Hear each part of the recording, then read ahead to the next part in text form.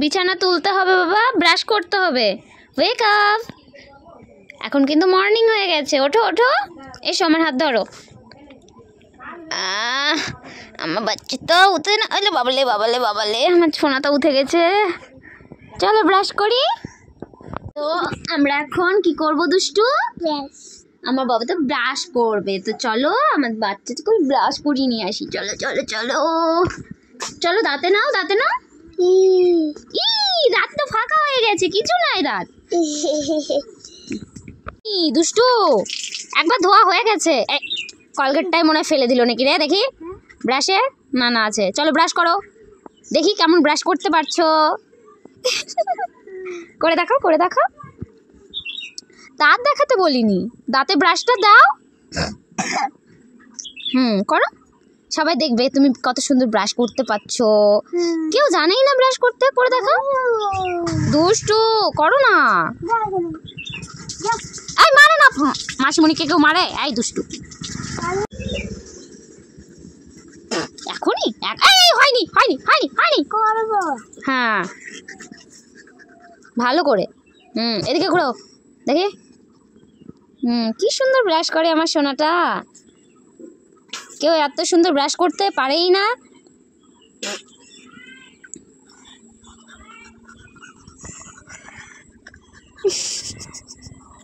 কেউ ব্রাশ মোছে? ছাড়ো, আমাকে বলেছে পোতা। কে পোতা? পোতা? মুখ মুছতে, মুখ মোছো। নাও না দুষ্টু। কোথাও যাওয়ার আগে আমার জামা কাপড়ের অবস্থা কিন্তু এরকমই হয়, কোনটা পরবো আর কোনটা পরবো না সেটা কিন্তু বুঝতেই পারি না, যার জন্য পুরো জামা কাপড়গুলো বিছানায় রেখে দিয়েছি আর ভাবছি যে কোনটা পরবো।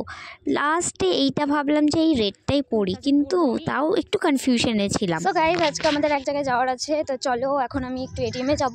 এটিএম থেকে টাকা তোলার পরে কিন্তু তারপরে আমাদের যাওয়া হবে, আর আমাদের সাথে কে কে যাচ্ছে সেটা দেখার জন্য ভিডিওতে থাকো আর দেখো পুরো ভিডিওটা, কে কে যাচ্ছি আমরা। তো চলো এখন আমি এটিএমে যাই। আমি এটিএমে গেছিলাম টাকা তুলতে, আর এই যে টাকা তুলে নিয়েছি, আর এখন বামনগোলা মোড়ের দিকে যাব, আর বামনগোলা থেকে কিন্তু গাড়িতে উঠবো, আর বাবা দিদিটা কিন্তু টোটোতে করে আসছে। তো চলো তাড়াতাড়ি যাই। এটিএম থেকে এসে কিন্তু আমি বামনগোলা মোড়ে দাঁড়িয়েছিলাম, যেহেতু বাবা বলেছিল বামনগোলা মোড়ে দাঁড়িয়ে থাকতে আর ওরা আসবে, সেই জন্য প্রায় আধ ঘন্টার মতো আমি দাঁড়িয়ে থাকার পরেও তাদের কোনো খোঁজ পাত্তা নেই। আমার তো প্রথমত প্রচণ্ড মাথা গরম হয়ে গেল, আসার পরেই ঝেড়ে দিলাম। তারপরে তো যাই হোক একটা বাসে উঠলাম, বাসটাতে এত পরিমাণে ভিড় দাঁড়ানোরও জায়গা নেই, আর এদিক থেকে ওদিক থেকে তো ঠেলাঠেলি শুরু হয়ে গিয়েছিল। প্রচণ্ড কষ্ট করে যাই হোক পৌঁছালাম যেখানে যাওয়ার। তারপরে যেই দেখি একদম স্ট্যান্ডের উপরে এই যে এত বড় একটা শিব ঠাকুরের মূর্তির সাথে দুর্গা মনসা, এত ভালো লাগলো মন্দিরটা দেখে, কি আর বলবো। তারপরে এদিকে আমরা কিন্তু আইসক্রিম কিনে নিয়ে এসলাম, আর অনেকটা দূর যেহেতু জার্নি করেছি একটুখানি আইসক্রিম কিনে খেয়েছিলাম, কারণ আমার ভালো লাগছিল না শরীরটা, তার জন্য বাবা আমাকে আইসক্রিম কিনে দিল, আর এদিকে কুট্টুসও একটা আইসক্রিম কিনেছিল। তারপরে চলে আসলাম যে এই বাড়িটাতে। এখানে আমাদের কিছু কাজ ছিল, যার জন্য ফ্যামিলির কিছু পার্সন মিলে আমরা এসছিলাম। তারপরে এখান থেকে কিন্তু আমাদের খেতে কিছু মিষ্টি দিয়েছিল, যেহেতু দুপুরবেলায় এসছিলাম কিছু একটা খাবার দিতে হয়, তাই একটুখানি খাবার দিয়ে দিয়েছিল। খেতে তো দিয়েছিল, বাট এখানকার মিষ্টি এতটাই বাজে কি আর বলবো। মিষ্টিগুলো দেখে মনে হচ্ছিলো একটা একটা চকলেট। আমরা তো কেউ কোনো রকমে একটুখানি খেয়ে রেখে দিয়েছি, কারণ এখানকার মিষ্টি কিন্তু একদমই ভালো না।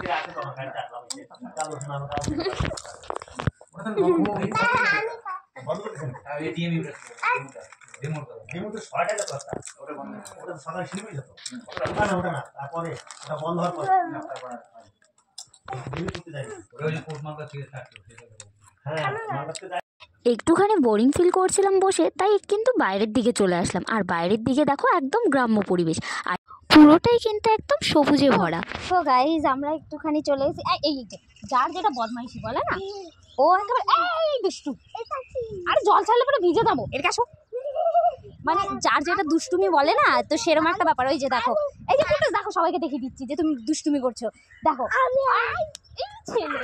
একে নিয়ে কি আর মানুষ ঘোরা যায়? এই পড়ে যাবে, এদিকে কিন্তু ধান নেই বাবা, দেখো সাইডে কিন্তু কোনো রেলিং নেই, পড়ে গেলে কি হবে বুঝতে পারছো? তোমাকে নিয়ে বিশ্বাস নেই তো আমার, এদিকে আসো। আমি যেদিক দিয়ে ঘুরছি সেদিক দিয়ে ঘুরবে। কতটা দুষ্টু হয়ে গেছে ভাবো তোমরা, আমার কথাই শোনো না, হাত টেনে বেড়াতে হচ্ছে। ওই দেখো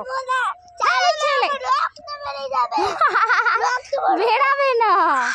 সো তোমরা দেখতেই পারলে কুটুসের বদমাইশি। তো আমরা যে কাজে এসেছিলাম সেই কাজ কিন্তু আমাদের কমপ্লিট হয়ে গেছে। কাজটা কমপ্লিট করার পরে আমরা কিন্তু বাসের জন্য স্ট্যান্ডে চলে গেছিলাম। আর সত্যি বলতে আমরা এসেছিলাম রামপুরে, আর এখানকার বাসের যে অবস্থা কী আর বলবো, 1 ঘন্টা 1.5 ঘন্টা দাঁড়িয়েও ভালো মতো কোনো বাস পাচ্ছিলাম না।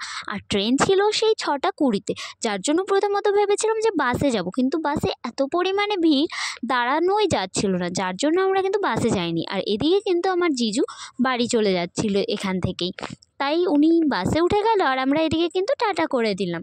যেহেতু অনেকক্ষণ দাঁড়ানোর পরেও কোনো বাস পেলাম না, অবশেষে আমরা চলে গেলাম স্টেশনে। আর স্টেশনে যাওয়ার আগে কিন্তু আমরা কিছু খাবার কিনে নিয়েছিলাম, যেহেতু আমার প্রচণ্ড পরিমাণে খিদে পেয়ে গেছিলো। দাঁড়িয়েছিলাম কিন্তু বাস পাইনি, তো সেই জন্য আমরা ট্রেনে যাব ভেবেছি। আর এখানে আমরা স্টেশনে এসে বসে আছি, অথচ এখনও ট্রেনের কিন্তু কোনো খবরই নেই। তো দেখা যাক কখন ট্রেন আসে, এতক্ষণ না ওয়েট করতে করে আমি টায়ার্ড হয়ে গেছি। আবার এখান থেকে আমার পড়াতে যাওয়ার আছে। যাই হোক, কিছু করার নেই, বাধ্যতামূলক। গাড়িও পাচ্ছি না, গাড়িতে এত পরিমাণে ভিড় যে যাওয়াও যায় না, তো ট্রেনের জন্য ওই জন্য ওয়েট করছি। অবশেষে ট্রেন চলে এসেছিলো আমাদের, তারপরে সবাই কিন্তু ট্রেনে উঠে গেছি। আর মেজদি কিন্তু এখান থেকে একেবারে মালদা বাড়ি চলে যাবে। তোমার বইয়ের মধ্যে আছে ওই রেলগাড়ি এটা।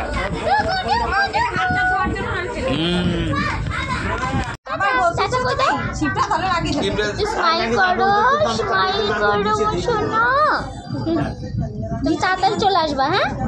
দুর্গা ঠাকুর আসবে তখনই চলে আসবা, ঠিক আছে?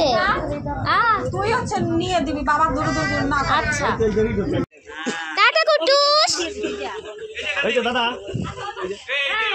এই যে নামাইয়া ব্যাগ দিয়ে দিলি তো কোনো করে না। দাদু দিয়েছিস না, কবিতার ব্যাগ দিয়ে দিই।